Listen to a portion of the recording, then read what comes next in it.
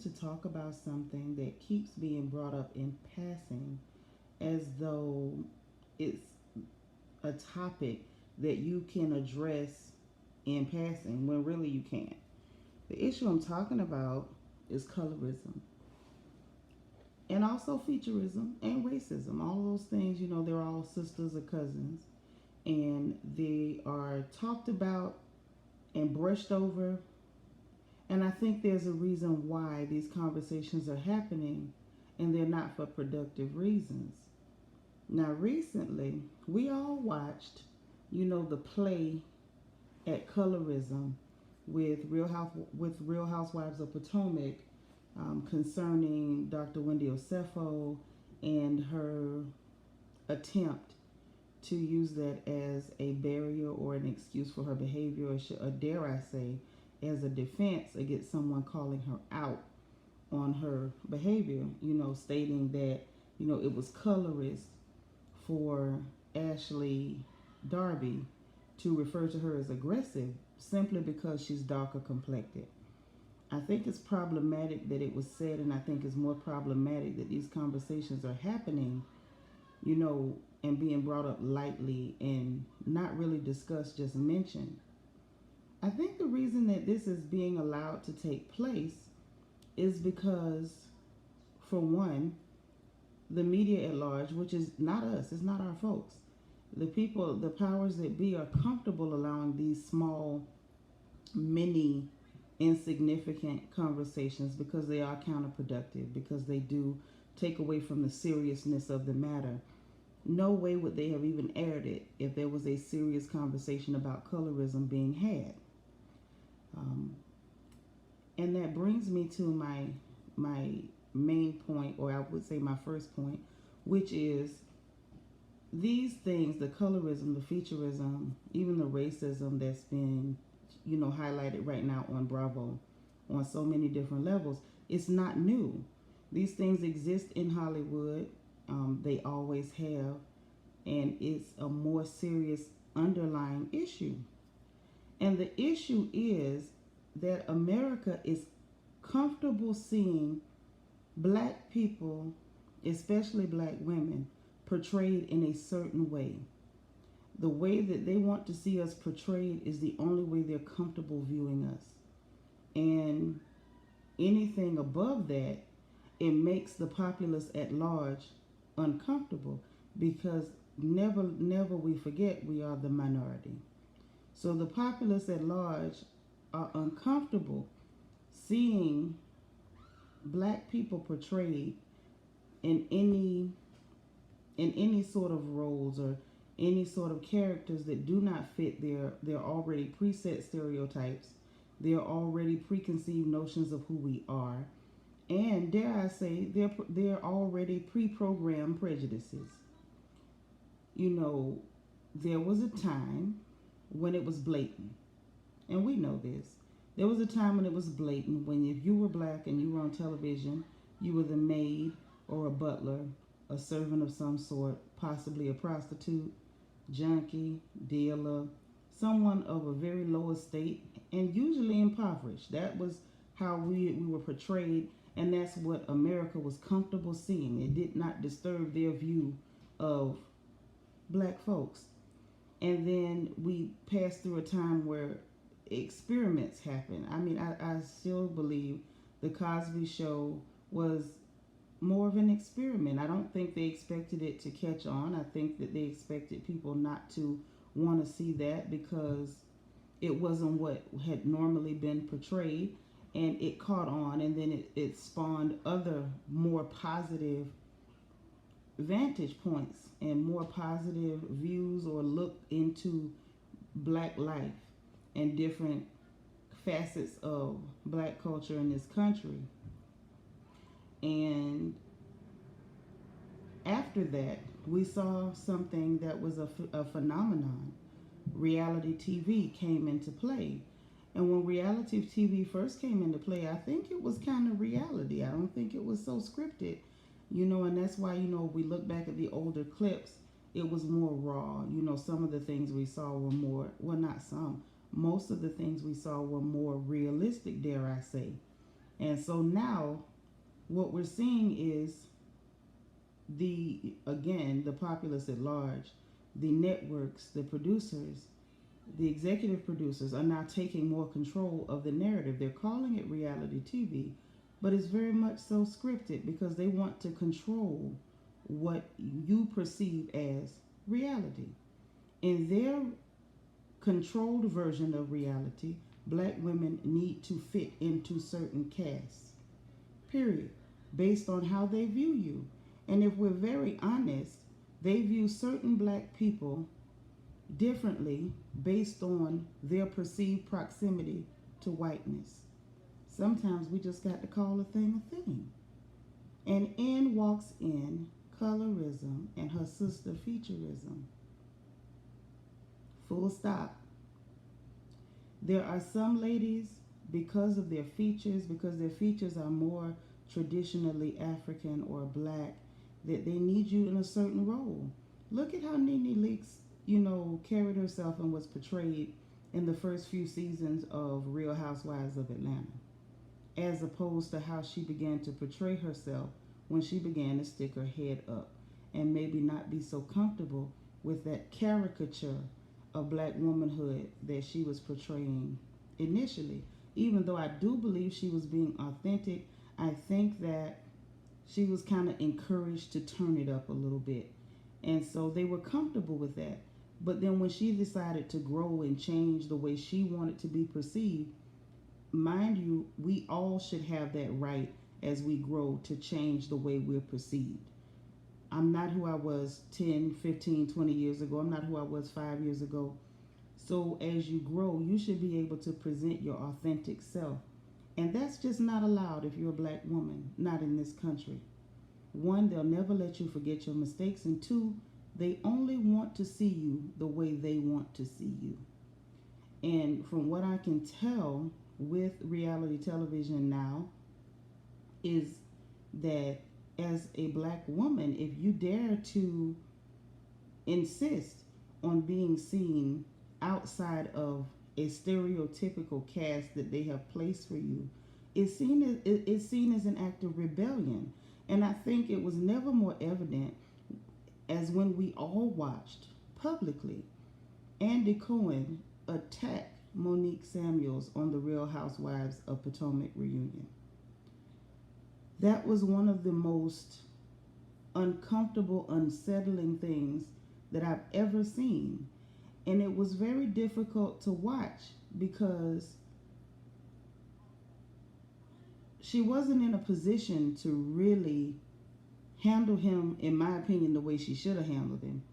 I do applaud the fact that she remained ladylike. She kept her grace. She kept her poise.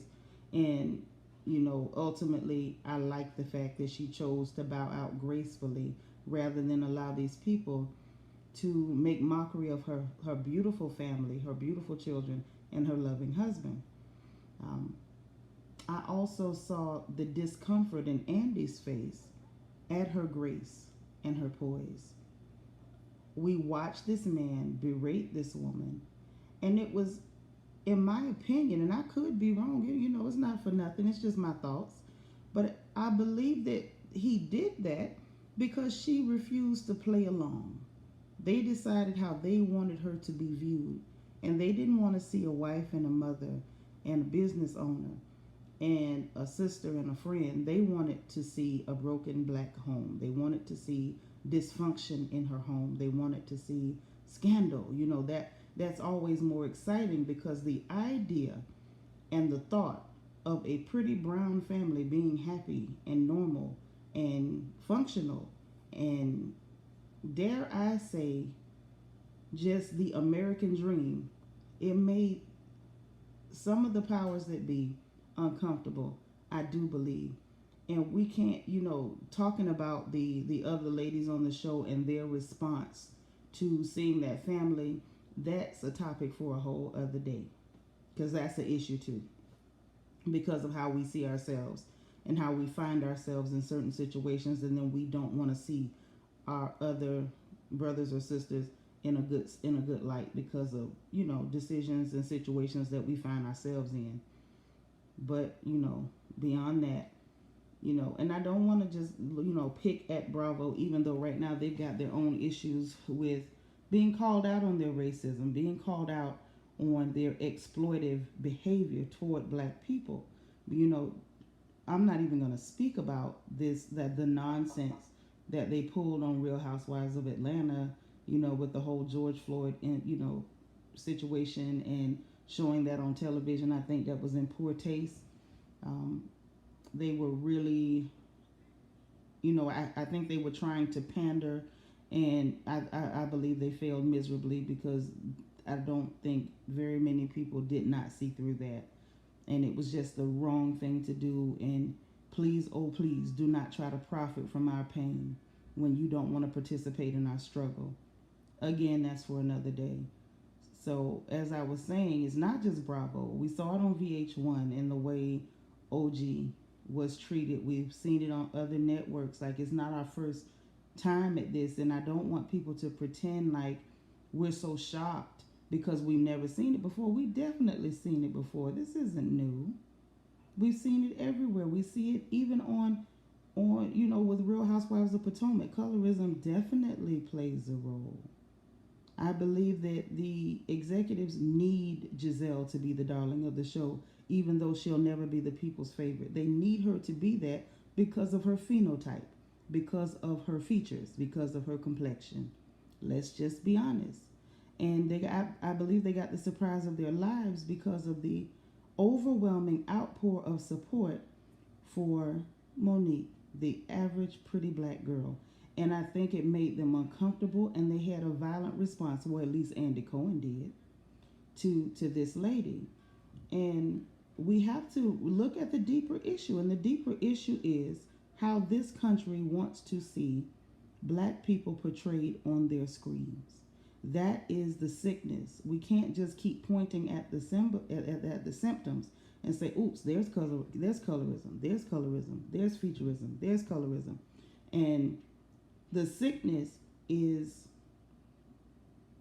people wanting to see us only as a certain thing and refusing to accept the fact that we are not monolithic people in this country.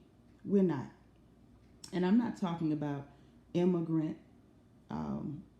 black people from other places. I'm not talking about that. I'm not speaking about our family from Africa or from UK or from the islands or what have you. I'm talking about black American people. We are not monolithic. We're not.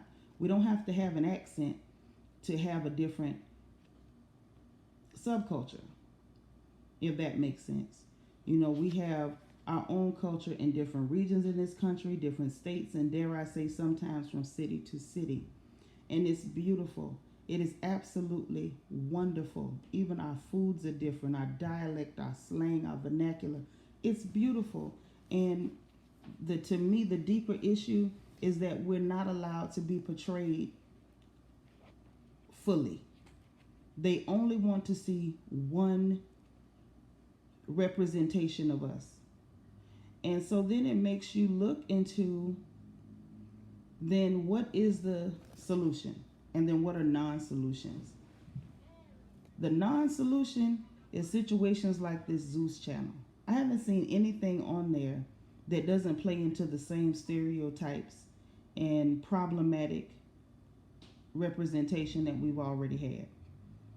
It's one thing for something to not be owned by the powers that be, but then you're still participating and you're doing the same thing. So then it's a matter of,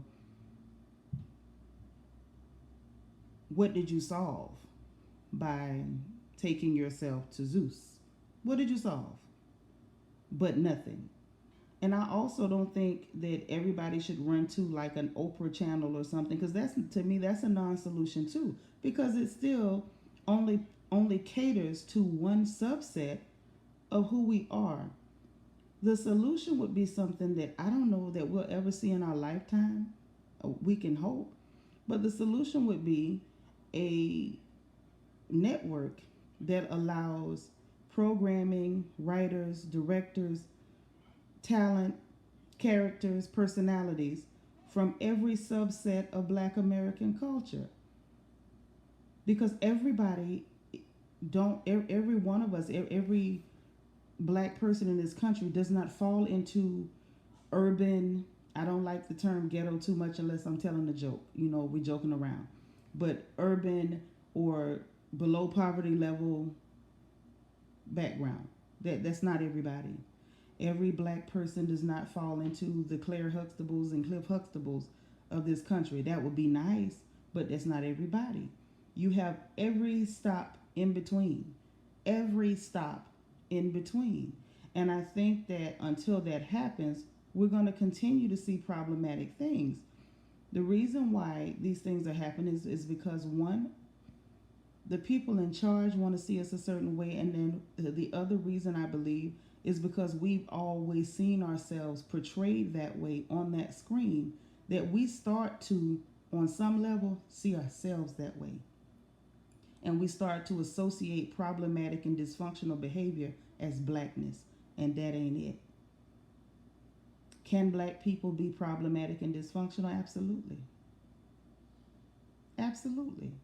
But does problematic and dysfunctional automatically equal black? No, it does not.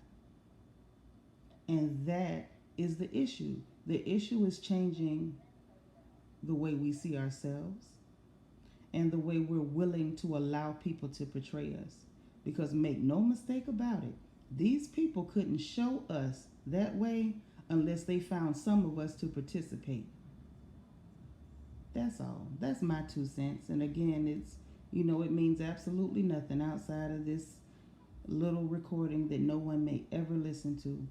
But my mama told me that a man can only do to you what you let him do.